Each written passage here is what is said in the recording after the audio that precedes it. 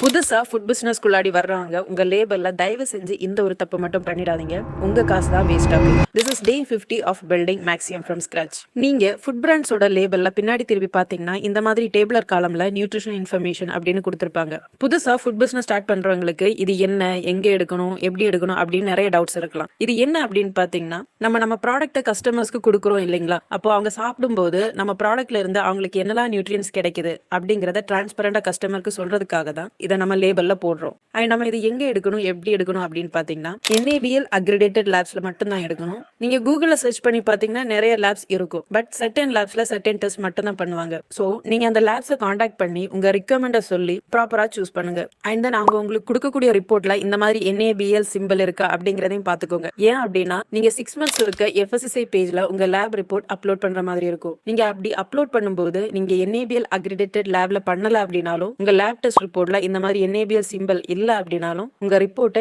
FSSAI page approve பண்ணாது. உங்க காசு தான் வேஸ்டா போகும். நீங்க இந்த விஷயத்த பார்த்து கவனமா பண்ணுங்க. அண்ட் என்ன பாத்தீங்கன்னா, நான் கோயம்புத்தூர்ல ஒரு ட்ரஸ்டடான லேப்ல தான் பண்ணேன். அண்ட் மற்ற லேப்ஸ் கம்பேர் பண்ணும்போது எனக்கு அவங்க அஃபோர்டபுளாகவும் பண்ணி கொடுத்தாங்க.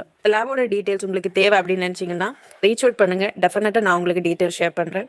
பார்க்கலாம். பாய்.